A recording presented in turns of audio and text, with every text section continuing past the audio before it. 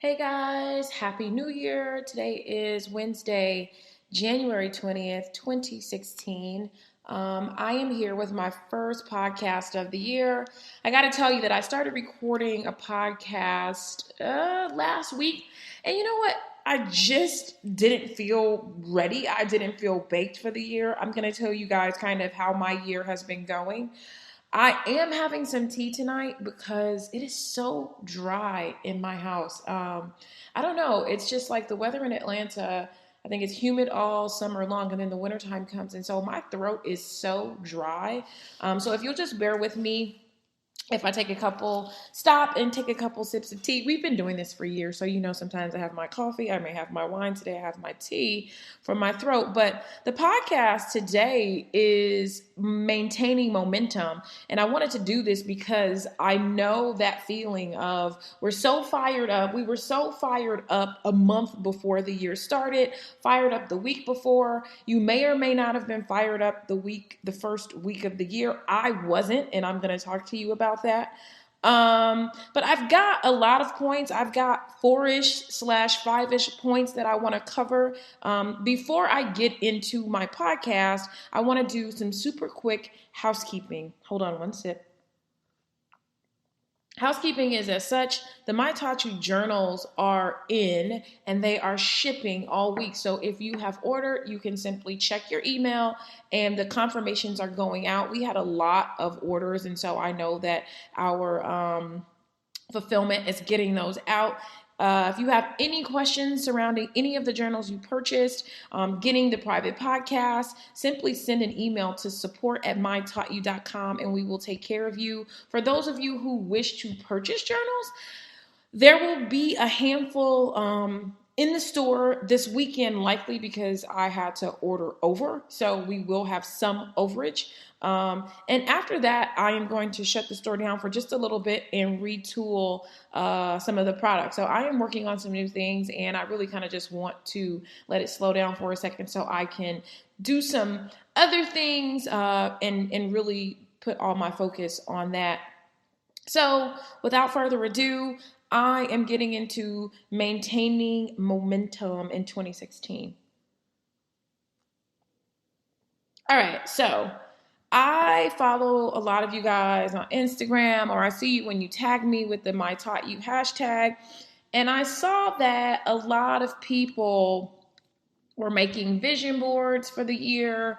They may have put down like the statements that they have for the year. And I just want to take a moment and kind of go over your vision board. If you didn't make a vision board, that is okay, because this segment, this is number one, assessing your vision board or your mantra for the year. I think it still applies. So when I think about the vision board, I think about a lot of the things that I saw on those boards. I saw some cars, I saw some houses, I saw relationships, love, all that stuff. And I want to know, in this first month, in these first few weeks, what sort of actionable items have you made toward that? And it's easy to have this vision and it's easy to see something that you want, but have you taken any steps at all towards doing that? So if you got a car on there, have you even opened up an account that may be your car savings account? Forget the fact that you may not have put a ton of money in it, but have you opened the account? Have you researched and found banks with the best rates that maybe you want to do? That would be an actionable item. So if you haven't done any sort of action steps towards the things on your vision board, I encourage you this week, before the month is out, to go ahead and do some actionable steps towards these things on your vision board. Another thing that I want you to think about, is there anything on this board that needs to be removed?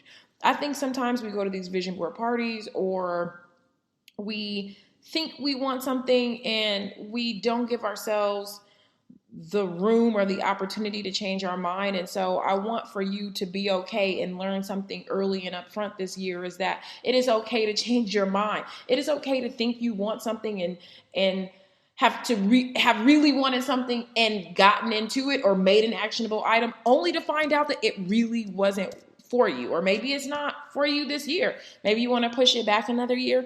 Go ahead and peel something off. That is totally okay. Like, I think we feel stuck when we commit to something. Oh, I want to be a fashion major. Oh, I want to be a stylist.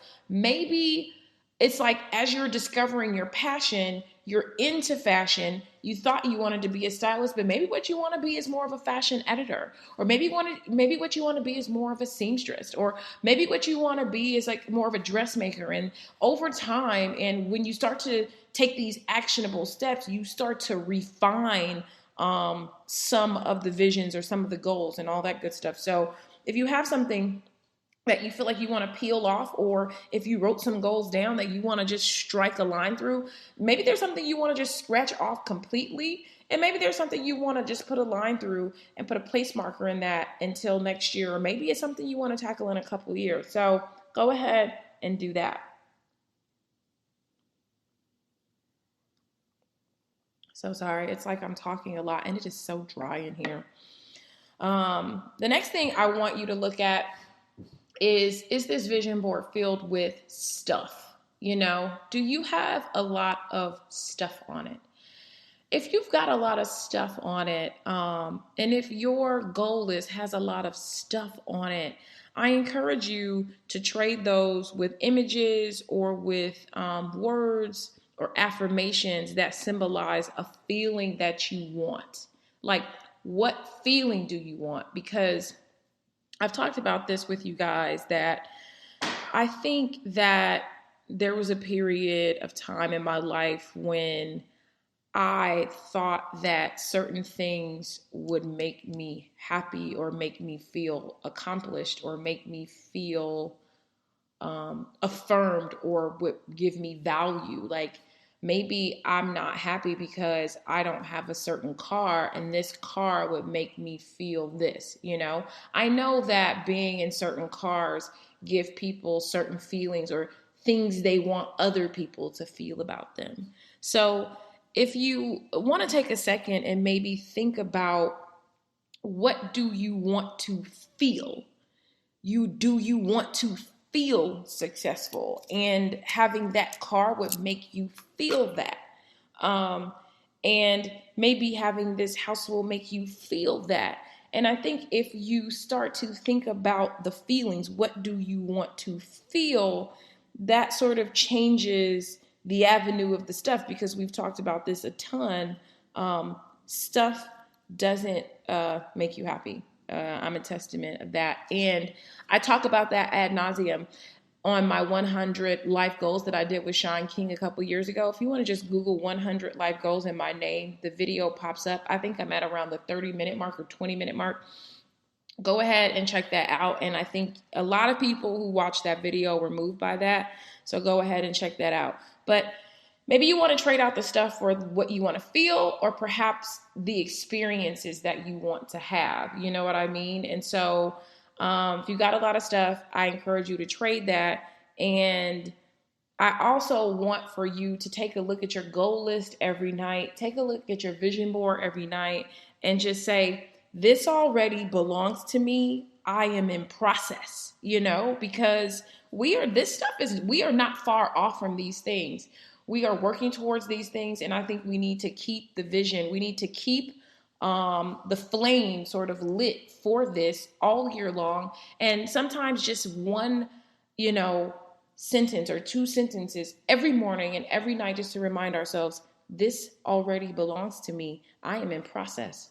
I encourage you to say that. And if you don't have a mantra for the year, it's not too late. You still got a week or so left in January to kind of come up with your mantra. I was struggling with my mantra for 2016. I feel like in the past, I had so many hurdles, you know, and for those of you who have followed me in the podcast, a lot of the times I was just podcasting, just wanting to sort of share my struggles, you know, and like really invite people in, and also to let people know that they weren't alone. And over time, things have changed for me. I am not so much in the struggle phase of my life.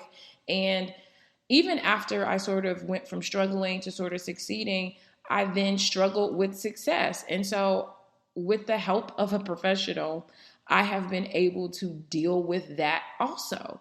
So, I have had a hard time podcasting as of late because I'm just like, I always feel like I want to be able to relate to you, and I always want to be able to share with you in the most authentic way. And it's almost like that, the whole Mary J. Blige thing of like, people love her when she's struggling, but when she's not so much, what do you sing about? Can I sing about happiness? Am I happy? I absolutely am happy. I think someone asked me that at my mom's 60th birthday party last week. Are you happy? And I'm like, in a way that I never even knew was possible. I am happy in a way that I never even knew was possible. I am content in a way that I never even knew was possible. And it's just like, I'm so satisfied in my world. And I don't think that it's about stuff. It's just about, I was able to get the help, the professional help, to learn how to process life in a way that it doesn't knock me too far up or down. So I'm very grateful. I feel very blessed and thankful for that. And there's no dollar amount you can put on that.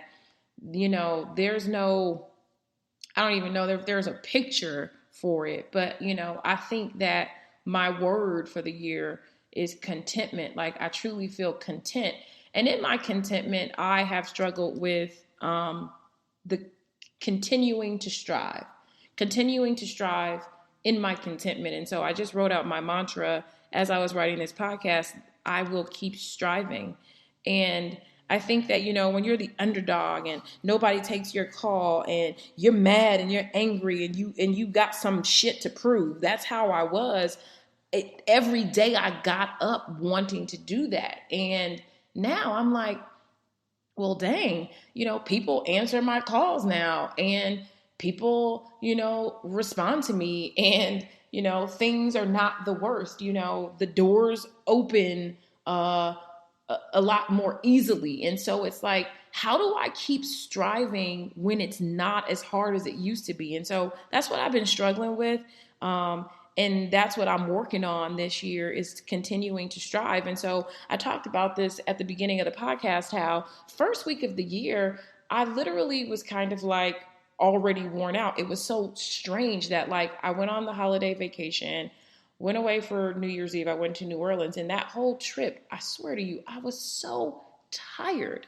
Like, I think I flew over 90,000 miles in 2015, and I had this huge goal of, like, this huge financial goal that I wanted to make, this huge business goal that I wanted to make, and I made it, but I was so tired. Like, and I don't think it all caught up to me, like, during the holiday, when I'm not checking my email every second of the day, and I'm not caught up in the constant spinning of my business life and my regular life. And so I was just moving. And when life slowed down, I felt so bad. Like, I'm in New Orleans with my boyfriend, and I'm like, sleep 8 o'clock every night. I'm like in bed. I'm so tired. I think it all just kind of like wore me down.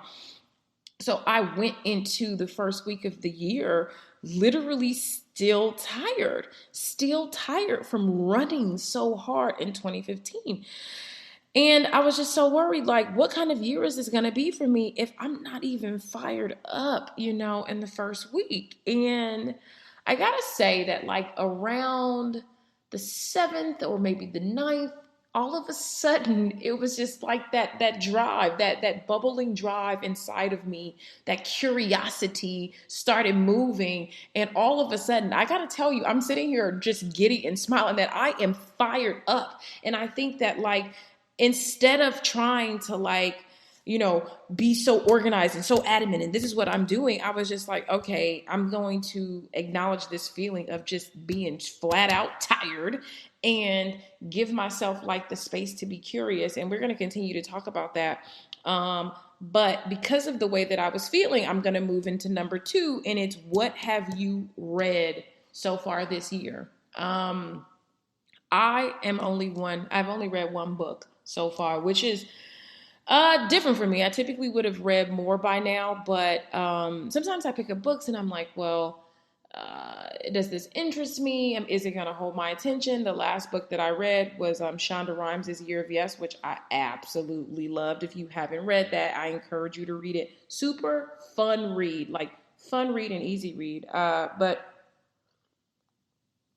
when I start trying to, wondering where I'm going with things, I decide to pick up a book, pick up a magazine, start to read some articles. So, what have you read this year? If you have read anything good this year, tweet me, snap me, tag me anywhere, put it on the My Taught You Facebook page. Let me know what you guys are reading. But if you haven't read anything, set a goal on what you're going to read and go ahead and start. And sometimes I think you feel like if you're reading a book and there's just something that simply doesn't apply to you, skip it. Like I do not feel committed. I was at a dinner party a couple of weeks ago, and this lady was like, whether I like, she was actually a college professor at Emory, and she's like, whether I like a book or not, I read it completely from beginning to end. Like I have never abandoned a book. Girl, please. If it's not for you, abandon it.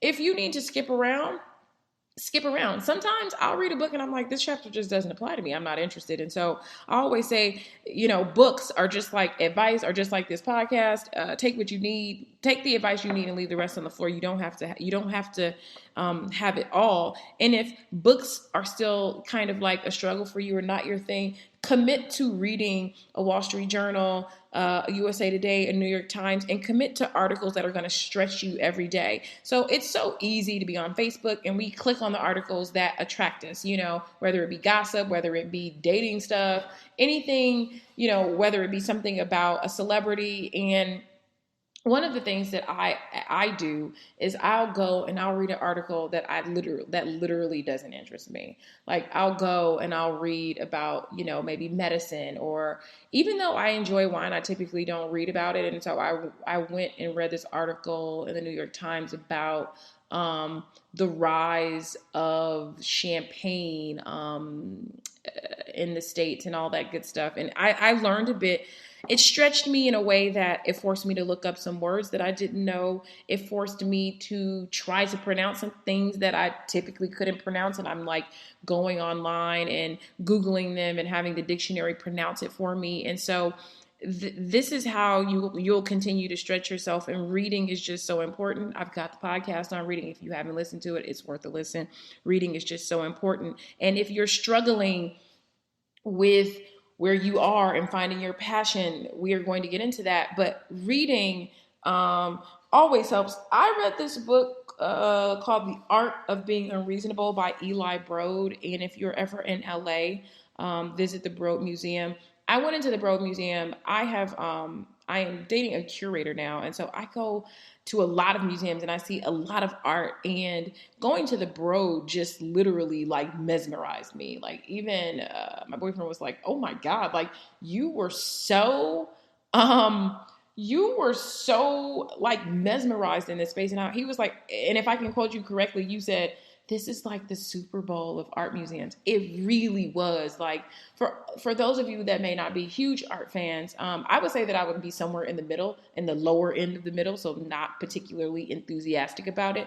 But there were some like Jeff Koons I really like, and it's just like they have the best pieces of all the things that you've either liked, loved, heard of, and they even have pieces that you're like you may not have known. I mean, they have Basquiat's like.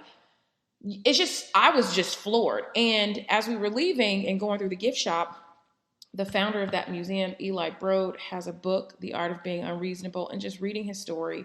And the one thing that I find when I read stories about people who have created these magnificent things, I mean, this building is incredible. 3 stories, a whole downtown LA block. What I find when I read these stories about people is that most of the successful people started from the bottom. Most successful people were poor. Most successful people, I think Eli was dyslexic. So it's like everybody, I think sometimes when you're trying to figure out where do I stand in life, what should I be doing, I need this before I can start, you realize that most successful people started with nothing. So being okay with where you are and going ahead and starting with that. And so, if you're a huge fan of someone, see if they have a biography or something like that and go ahead and read it. Even if it's like still like a Tina Fey or whatever. Whenever I read books about people that have become successful, I'm always blown away. I'm always blown away with how they began, their tenacity, and the common denominator that typically is always the case when I've read about successful people is they simply don't care what people think about them. They don't care what people think about them, and they are masters of their time. They don't allow people to waste their time, and they don't waste their own time. So I encourage you to read something, pick up a book before the month is out and start reading. Don't let this month go by without picking up a book. Number 3, I want you to question yourself. Question yourself right now. What are you clinging to that it's time to let go? What are you clinging to that it's time to let go? And it's just like, whether it's a way that you feel about yourself, whether it's a way that you've been acting, a relationship that needs to end, and it's just like, continue to question yourself in that way. And I do that to myself often. And I even was talking to my therapist about something yesterday, and we were just talking about a friendship or a relationship, and she was just like, well, I would really hope that a friendship, wouldn't end over this or that. And I told her, like, honestly, I would love to find out where this friendship or relationship stands so that I cannot spend any more time on it. Because what we usually learn is, like, in the back of our minds, we kind of know. It's not even we kind of know. In the back of our minds, we typically know what's up, but we're waiting on something. We're waiting to get a platform to be like, see, I knew. And so it's just like, working through those things, working with myself. Just ask yourself, what are you clinging to that it's time to let go of? Another thing that you want to do is ask yourself is, what limiting assumptions on how you view life are holding you back? I meet a lot of people all the time who have these insanely limiting views of life.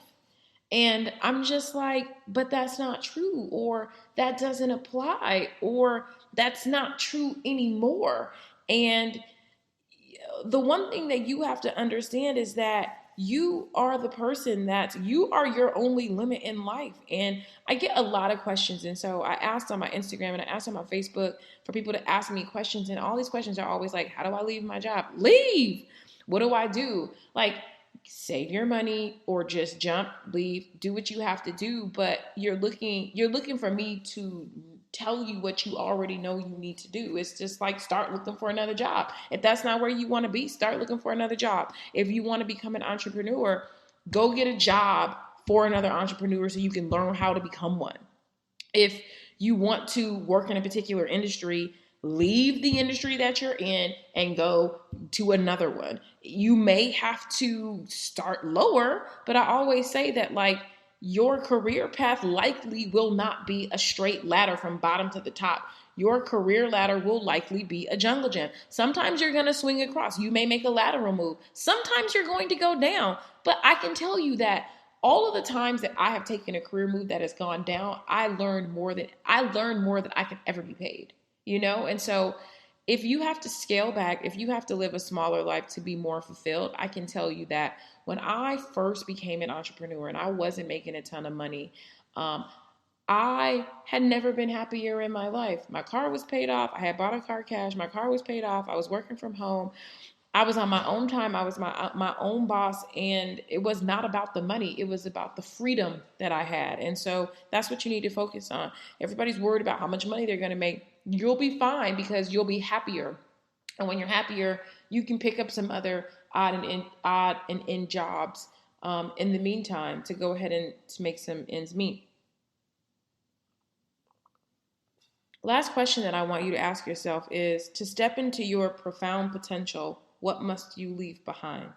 To step into your profound potential, what must you leave behind? And that's the hardest part. Like, leaving things behind, even for me, that's the hardest thing to do. Leaving behind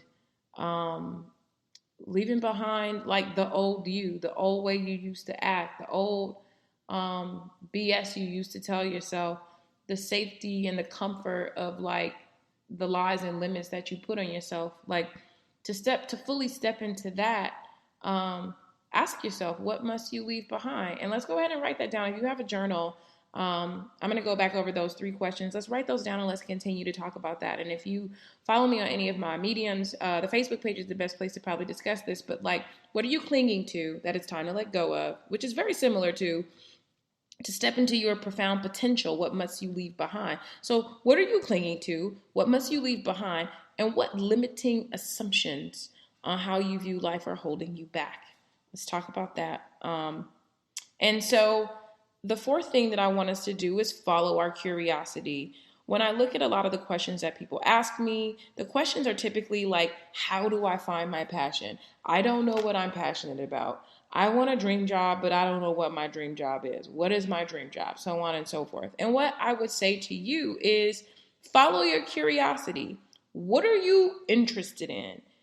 Seriously. And I don't care if it's silly. And I always have said this. If you are curious about the circus, learn something new about the circus this week. Learn something new about what you're interested in. Read an article, go to a museum, schedule a meet and greet, do a walkthrough, learn something new about what you're interested in, and get out of your bubble. Like, a lot of you can't discover your passion because you're stuck in what's comfortable to you. You're afraid to go out and try something new. And it's just like, if you only eat a certain kind of food and you've told yourself that, I meet so many people who are like, I don't do this and I don't do that. Go do something else today. Go do something else. Go to a different restaurant. Get off your beaten path. Go do something different. Go try it. If you never wear shorts, try some daggone shorts. If you never wear this type of color, try that. If you don't wear red lipstick, try red lipstick. But you've got to force yourself out of your comfort zone to find your passion, you know? You have to do that. Another thing I want you to think about is your free time. What are you doing with it? So many people use their free time to kind of like veg out, watch TV. It's not really free, you know. I wouldn't even call it free time. It's just like, what are you doing with the time that you have that you aren't working and like, you know, doing something that keeps the lights on? Use that to enhance yourself. Take a class, you know, learn something. Take an online class. Read something. Start making sure that you're using your extra time more efficiently. And so I've been getting up in the morning and I work out with a trainer some days, but the other days I've been using the Nike Training Club app, which I absolutely love. They got these 7-minute, 15-minute workouts. And sometimes I do that. I do it for myself. That's what I do with my time. I read, I study a lot. I reach out to people, I maintain my relationships. And so that's what I try to do in my downtime versus just kind of like, you know, clicking on the TV and just letting my mind run. And then you look up and 3, 4, 5 hours have gone by. You've done nothing. Not cool. Final thing I want us to think about is, are our goals smart? If you have a list of goals that you've made for the year, ask yourself, is this goal specific? Is it specific about what you want to accomplish? Are you specific about who is involved? Are you specific about the benefits and the location? The next thing you want to ask yourself is this goal measurable? And this is basically spelled out SMART. S is specific, M is measurable. How much do you need? What tools do you need to measure your progress? You know, what targets are you going to use to make sure that you are progressing towards your goal? And how will you know when it's accomplished? A lot of you have this goal to be successful and you don't even have anything. Like, when do you know? You know, how will you know you've become a success? Let's flush this out. Let's make this goal measurable. Is it attainable? How can it be accomplished? You know, how much will it cost to launch and support your goal? And what knowledge and skills do you need to reach this goal? So is it attainable? If you want to become a chef, do you need to go to Le Cordon Bleu, or you need to go to a school for that? And so is this goal attainable? Is it realistic? You know what I mean? Is it meaningful? Why is there a need for this? Why is this the right time for you to pursue this? And is this goal aligned with your core values? And if you don't have your core values in place, I Snapchatted about this yesterday, that like, start working on your value system. What are some things that you just absolutely will not budge on? I'm not budging on that. And I have mine down. I can tell you some things that I'm just absolutely not going for. And then the final thing, the T of a SMART goal, is it time bound? What is the time frame for the implementation of your goal? You have to have that. What is the plan? Is it 6 months? Is it 6 weeks? What will you do this week or this month to reach your goal? And so I hope that this is helpful. I hope that you continue to maintain your momentum throughout the year, continue to ask me questions. I am going to do another podcast sort of answering your questions, but I wanted to do this because I know that it gets difficult, and it's even difficult for me at times at the beginning of the year. Just before we get there, I'm fired up. Then the year comes, I'm not fired up. I feel swamped and inundated because I'm like behind. And then just doing these things and getting myself aligned to make sure that I have a smart, a successful, a powerful 2016. This already belongs to me. I am in process, and I will keep striving. Talk to you guys soon.